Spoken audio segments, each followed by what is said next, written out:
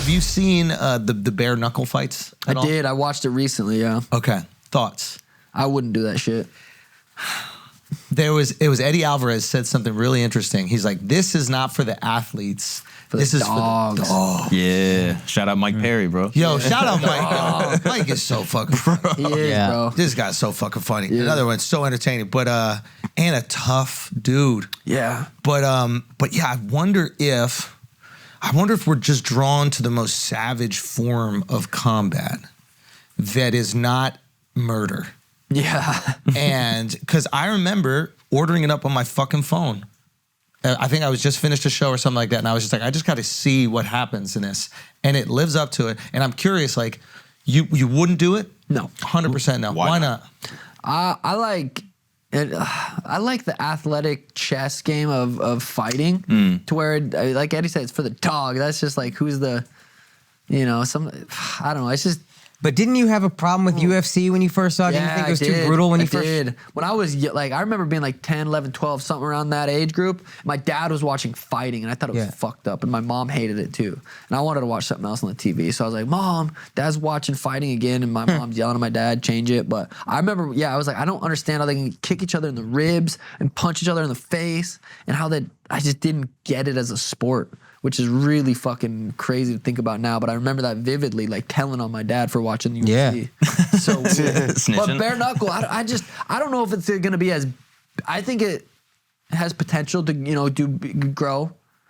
But I don't know if it's going to peak out much bigger than it is right now. It seems like all of the biggest bare knuckle matches are still kind of drafting off of UFC fame. Yeah. Right? So it's almost like watching Cristiano Ronaldo.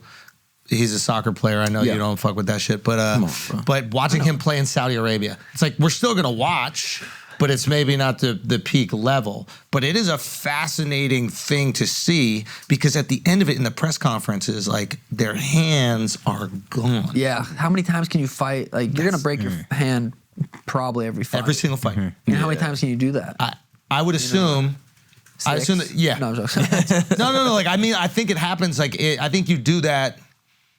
You can't break your hand 10 fucking times and then just keep fighting. Just keep doing it. I think if they get better with the branding and promotion, that grows just as big, if not bigger than UFC. Interesting. Really? Well, think about how many times you open your social media and watch a street fight. How entertaining the fight is. Yeah. That's a bare knuckle fight. Yeah. The broken hand thing is a good point, but what I was thinking initially is boxers probably thought about UFC. This is barbaric. There's not a chest. Yeah, remember the early days of UFC? It was kind of like a sideshow where. And also, everybody would fight everybody. Yeah, fucking mismatch, massive people would fight. Yeah, fat guy, skinny guy is always fun. Yeah.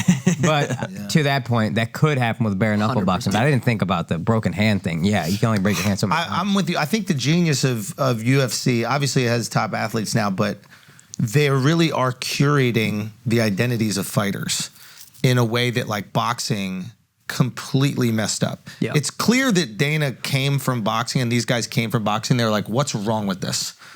And I do understand that there are people that like push back and there are people that are upset about the structure of it.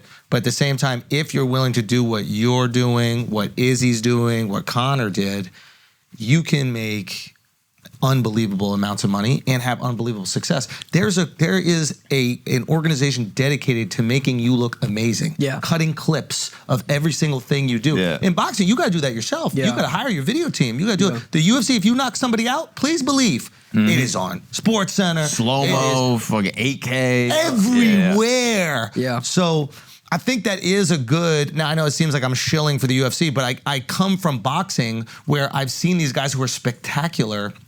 Maybe they don't speak English and they don't have a fucking shot, dude. Yeah. Unless they have a team, like a powerful management team that can hire those people, promote them, get them on different platforms, they don't have a fucking shot, man. Yeah, that sucked. That's what I'm saying about when I was coming up in the UFC, not necessarily getting paid like what people are like, oh, you should be making this. But yeah, I'm all right. They're giving me this crazy fucking platform. And you're going to get your money. And I'm going to get, exactly, I'm going to get it. And, but yeah, no, I agree. UFC, Dana, those guys fucking know what they're doing. Yeah. But bare knuckle, they very well could like grow, but